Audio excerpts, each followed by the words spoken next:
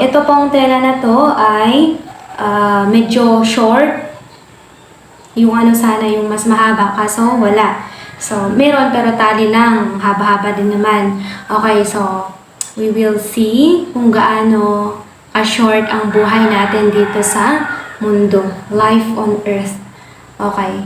So, sa haba-haba ng telang ito, ganito lang ka-short ang buhay natin. Dito tayo ipinanganak, and then dito tayo mamamatay. Physically.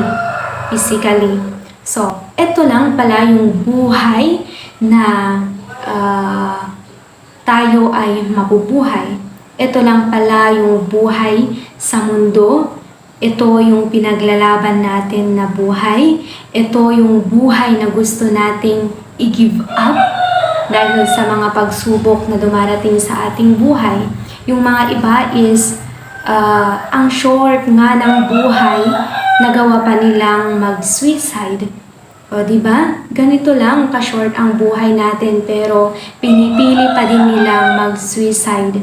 So, bawat isa sa atin is magre-reflect na ay ganun lang pala ka-short ang buhay dito sa mundo. And then titingnan naman natin yung buhay in eternity. Okay, so from this one, from life on earth to life on eternity. Okay, so itong buhay na eternity is walang hanggang katapusan.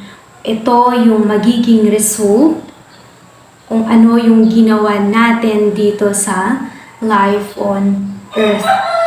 Kung dito tayo magsasuffer or dito tayo mabubuhay ng masaya kasama si Lord.